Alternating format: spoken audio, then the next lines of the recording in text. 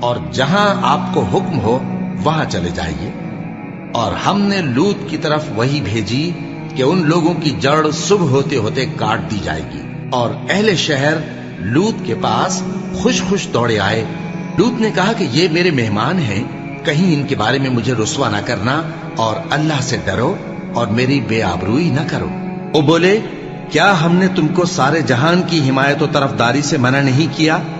انہوں نے کہا کہ اگر تمہیں کرنا ہی ہے تو یہ میری قوم کی لڑکیاں ہیں، ان سے شادی کر لو۔ اے نبی، تمہاری جان کی قسم وہ اپنی مستی میں مدہوش ہو رہے تھے، سو ان کو سورج نکلتے نکلتے چنگھاڑ نے آ پکڑا، اور ہم نے ان بستیوں کو الٹ کر نیچے اوپر کر دیا اور ان پر کھنگر کی پتھریاں برسائیں۔